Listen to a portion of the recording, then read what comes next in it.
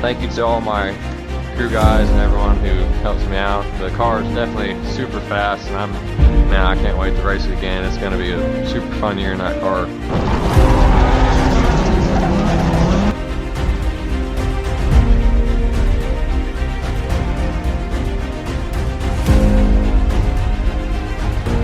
I really just got a good start and saw opening, and I was, hammered to the floor, and we were able to get the win.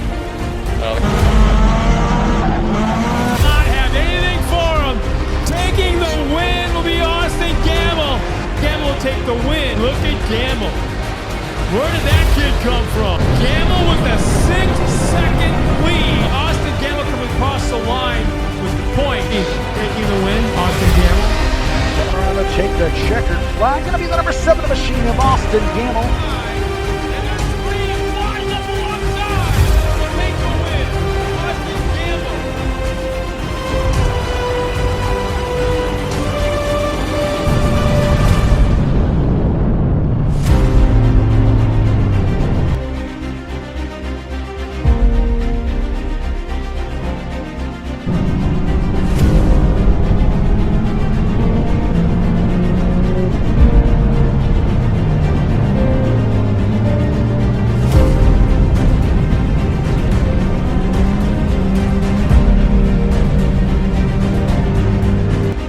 Part of racing. It's got the worst of it, but it's part of it. It's just part of racing.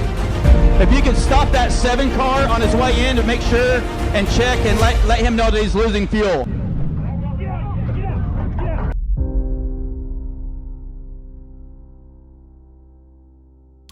Hey, what's up everybody? I hope you've had an amazing day. Thank you so much for taking time out of your day to watch my video. I'm going to get straight to the point. In this video, I'm obviously going to talk about what I'll be doing for next year for the 2026 racing season. As well, I'm going to tell you guys some things that I have not mentioned on any of my YouTube videos or my Facebook page, some personal things about me and the people around me. So as many of you know, and I mention it in all my videos, all my Facebook posts, my dad has been a very big supporter of my racing, the biggest supporter of my racing, and not only in my just racing, but my whole life. He's been there for everything, every basketball game, every track meet. He's been there. He's a very supportive dad, and I'm super thankful for him. A pretty cool story back in, I think it was 2018 or 19. We were driving, I was with my dad, we were driving, I think we were driving to Tulsa that day for something, but we were passing the track. Arrowhead Speedway wasn't named Arrowhead during 18 and 19, it was West Salem Speedway. So we were driving past the track when it was obviously not Arrowhead, it was just the local red dirt track with the wooden bleachers and the old fences. And we were just driving, and I was on my phone, wasn't really paying much attention to stuff around me, and my dad told me, he just looked over at the track as we were driving by it, and he was like, that's going to be our track one day. And at first when he said that, I couldn't really tell if he was just joking, being serious or what, but it was almost every time we drove past the track, he was like, that's going to be our track one day. And he kept mentioning that's where he grew up racing, was West Salem Speedway. He raced modifieds, Pro 4s, late models. That's where he grew up racing, just like I grew up racing at Arrowhead. And in June of 2020, during COVID-19 and quarantine, he purchased the track, which was West Salem at the time, and it was still, I'd say abandoned, run down.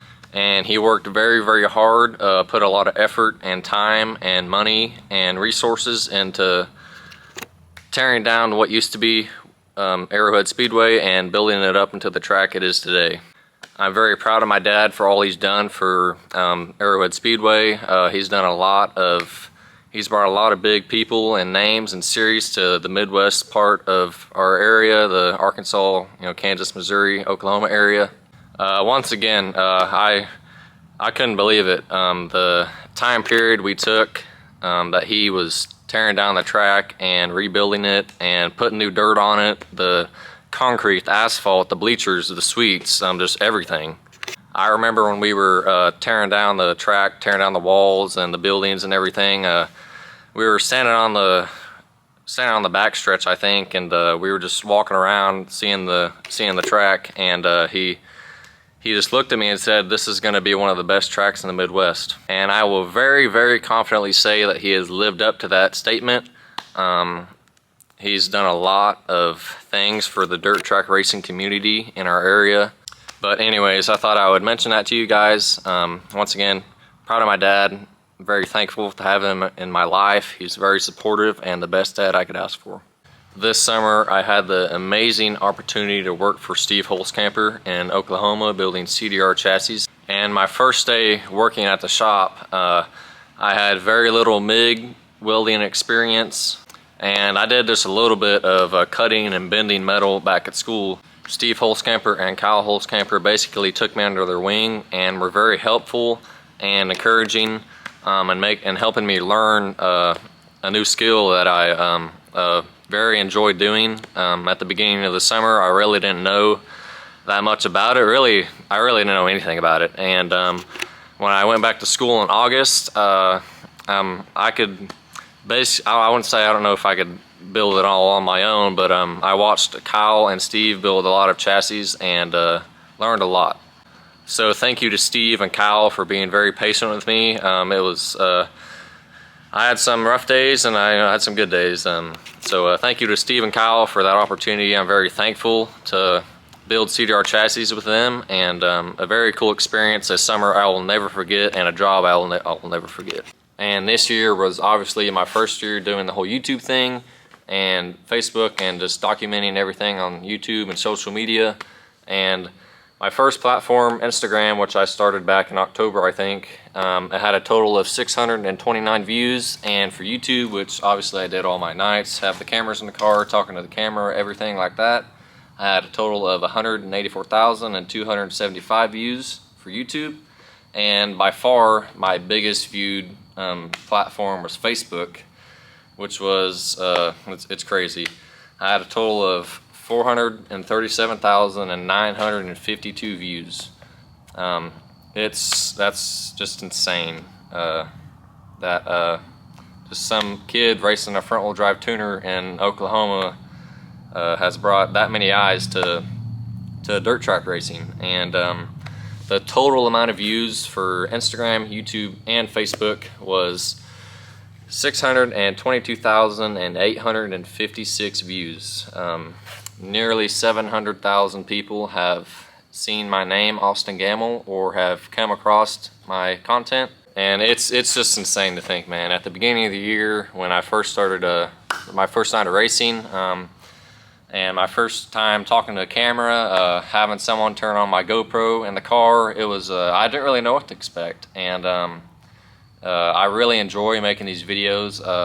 It's a really good way for me to, go back if I'm talking to my dad or somebody, hey, remember that one night? And we're like, oh yeah, we can go watch that video. And it's just a super cool way to document things, and I really enjoy making these videos for my friends and family around me, and I just really enjoy doing it.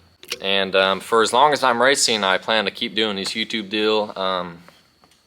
Like I said, I really enjoy it, and I feel like my content is pretty good. Obviously, you want to get better every time you do something, and I try to get better every video. During the summer, I kind of lacked the video a little bit. I was working, I was playing basketball, racing. We were doing pretty good in the summer. We were winning and finishing second quite a bit, and gaining points. And I was just really trying to stay focused on everything around me. So if you've watched my videos, liked a video, liked a Facebook post, commented good luck or thumbs up or just anything, I really do appreciate it. And I've stayed up till 3-4 in the morning after race nights editing videos, and it's a very good learning process for social media content. And like I said, I'm going to keep doing it for as long as I'm racing, and I really enjoy it. And to talk about the year we've had racing, this was my second year racing. I didn't start out when I was 6 years old. I started out when I was 17 in a front-wheel drive, and really I raced 20 nights this year, and really, if you watch the first race of the year, if I put the car back in the first gear and shifted back in the second, we win that race. I think we win that race. And so the first race was April 11th, and June 20th we had a DNF where we finished 11th. And if you don't remember that video, that was the video me and that silver car went at it pretty good. And you know, if I don't have that flat, I finished second in the race, and that would have been the last three weekends. That would have been a win, a second, a first, and a second. And then the next weekend, after we had a flat and DNF'd and finished 11th, we went to Monette.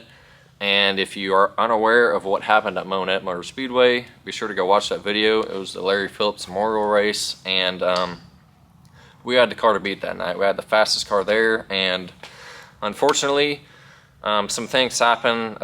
Some actions went down, and we were not able to participate in that event. If the tech man remembers the rules, we win that race, I think. So if you're wondering what happened, be sure to watch that video. And then the next night after we went to Monette, I finished second 3 weekends in a row.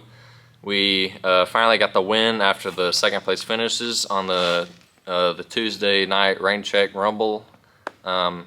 Pretty cool to win on a Tuesday night. That was very cool. And then after that weekend was kind of where all the bad luck first started. We obviously blew that motor that one night on championship night, and that ended all hopes of winning the championship. And then had some bad luck. Went to Salina. First time at Salina, it was a new track to me. I never raced on it. A super big high bank oval track. We finished 5th that night, and we actually had the second fastest lap time. And I think if I had a couple more laps, I at least could have gotten at least 3rd. First and second were kind of spread out. But we went to Salina, ran good there, and then after Salina that night, Peyton, my crew guy, was loading the car up on the trailer, and we dropped a rod. So that was the second motor we blew this season. And then we went on another bad luck. Once again, like I said, it's just part of racing. We had some flat tires, blew some motors, and we went to October 11th was when we had the big fire. And that night was definitely my best night for content, but definitely a scary moment. If you haven't watched that video, be sure to go check it out. And then the week after that, my last race of the year, we went to the Spooker down in Pensacola for the 46th annual Spooker at Tri-State Speedway. And then mind you, the car that was on fire, and we were scrambling to get me out of the car that was on burning, almost pretty much burning to the ground. That next weekend on a Thursday, the race was on a Saturday when the car caught on fire. That Thursday, we went to Tri-State Speedway for the 46th annual Spooker, and we won the heat race. We started front row of the feature, and we led one lap of it, and then unfortunately, I finished 7th that night. Go watch that video. I was hitting the rev limiter halfway down the backstretch. But despite of all the bad luck and the blown motors and flat tires and just everything that's happened this year for racing, it's just it's been an amazing year. I'm super thankful to drive a car, even if it is just a front wheel drive tuner. I'm very blessed to have the people around me, and super thankful. And racing's fun, man. That's every night, no matter what the circumstances was, I tried to go home and just enjoy every single minute of it at the track, meeting friends and all the drivers and everybody there. And we came so close to winning a championship at Arrowhead Speedway. The first points race was the first race of the year on April 11th, and the last points race was August 15th. And really, first night I put it in the first gear, put it in the second, we win the race. And April 11th through really July 29th, it would have been top 3 every single night with a couple wins and second place finishes. Which you go racing from April 11th to halfway through the race season, and at the end of July, that's a to finish top 3 every night, you know, first or second, that's really good. And that, you know, that didn't happen. We had some bad luck and DNFs, but it's once again, it's part of racing. I can't thank Peyton and my dad enough for all the hard work they've done. From the first night of the season to the last night at Tri-State, every single night they tried their absolute best in giving me the best race car they could. And we had some bad luck, and anything that happened, they were super encouraging and, you know, helping me push to, you know, keep going no matter what the circumstances were, if we were, you know, winning all the races or, you know, blowing motors. So I can't thank Peyton and my dad enough for all the hard work they've done, all the long hours, and putting the car into the best tip-top shape they could. So Peyton and Dad, if you're watching this, I very thank you guys. I'm super blessed. I'm thankful to have you guys and your resources and your knowledge about racing around me in my life. So thank you. And now I'm going to tell you what my plans are for 2026. Like I said in my Facebook post, I will be moving up in a division, and that division will be the Interceptor class / Crown Vic class. Going from a front-wheel drive to a rear-wheel drive car and a Crown Vic, that's basically a big boat, really. That's the plan as of now. You know, obviously things can change, circumstances can happen, but that's the plan as of now for me to move up into the Interceptor class. And we plan to run Arrowhead Friday night for next year and Salina Saturday night in the Crown Vic, and we'll Interceptor at Arrowhead, and then I think it's just the rear-wheel drive trophy cars at Salina. But I will be continuing racing a front-wheel drive tuner at Arrowhead Speedway and Salina High Banks, so we will go double duty. We will go double duty in the Interceptor and tuner at Arrowhead, and double duty on Saturday night at Salina and the front-wheel drive trophy cars and the rear-wheel drive trophy cars. Super excited to have that opportunity, and that's the plan as of now. Like I said, things can change, stuff can happen. You never know what's going to happen. We still have, it's what, November. We still have December, January, February, March, kind of when we start, you know, play days, practices, you know, racing. So we still have, you know, 3-4 months till racing season starts. Jumping from a front-wheel drive to a rear-wheel drive will be a very, very big step. Not only running double duty, but a Crown Vic is just basically kind of like a stock, not really, but kind of like a stock car and pure stock. They're just a big, you know, big full body car, and pretty heavy. You go from the, you know, weight limit of a front-wheel drive tuner to a Crown Vic, a race ready Crown Vic. It's a pretty big step in weight.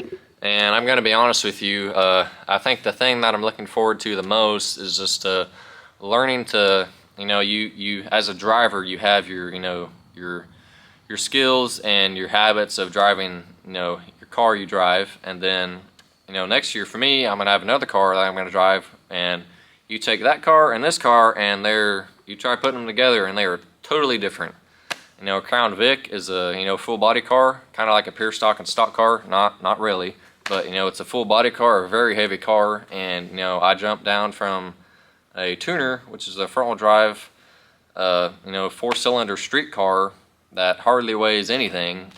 So I'm looking forward to learning how to drive both cars, and learning how to, you know, take my habits from one car and making sure they don't cross over into the other. So super big learning curve for me that's going to happen next year. Once again, I'm looking forward to it. Super thankful that I get the opportunity to run 2 cars, not only just go double duty, but go double duty at 2 tracks. If you told me I'd be doing that at the beginning of the year, I'd say no way. But that's the plan as of now. Once again, I will be taking you and everyone for the ride for next year. I'll be keep doing this YouTube deal, and I'm looking forward to 2026. So that's the plan for next year. You know, Interceptor and tuner, go double duty at 2 different tracks, Friday and Saturday night. Very thankful for the opportunity. Very thankful for everyone who made this year possible, Peyton and my dad, all my sponsors, America's Car Mart of Salem Springs, Billups Classic Cars, and Jack the Rubs. More information on those sponsors are on my Facebook page. Thank you to everyone who has made this year possible. Like I said earlier ago, we finished second in track championship points at Arrowhead Speedway. We finished second behind John Campbell. Me and him went at it a lot of nights and had really good, fun moments. So congrats to John on all the success and all the wins. I think he had like 8 wins this year. He had a really good year. So congrats to him. Congrats to his family, all his friends, and all his sponsors on the amazing year he had. And finally, something I don't mention enough is I can't thank the good Lord above for all he does in my life and putting the people around me that are around me. And I live an amazing life. I'm super blessed and thankful to be able to do what I do, even if it is just driving a Crown Vic and a front-wheel drive, 4-cylinder tuner. I've had lots of people ask me, you go into modified, you go into, B-mod, late models, and I'm sure when they watch this video, they're going to be like, what are you doing still staying in tuners? But I enjoy every lap, every night of racing. No matter what happens, if I win the race by half a track or I DNF and finish 25th, I enjoy every moment of it. And like I said, I'm just super blessed and thankful to have amazing people around me like my dad and my grandparents, my family, my mom, my friends that show up to the track and support me. Everyone who watches my content. Who would have thought, some kid from Arkansas, racing a front-wheel drive would have, this following. If you told me last year when my first year racing, the next year I'd be starting a YouTube channel and talking to a camera and everything else in between, I wouldn't have believed you. But that's all I got. That's the plan for next year. Race tuner or Crown Vic at 2 different tracks, Friday and Saturday night. Once again, the more you do good in your life, the more good will happen. And the most important decision you will make in your life is giving your life to Christ. Not buying a new race car, not buying a new house, not buying a new car, new boat. The most important decision in your life will be giving your life to Christ. And the more you do good for Him, the more good will happen in your life. So, be thankful and love the people around you. And that's all I got. Be sure to like and subscribe and comment down below if you got any questions. And thank you for watching. I'm very blessed and thankful to be able to do what I do. And that's all I got. Be sure to like and subscribe.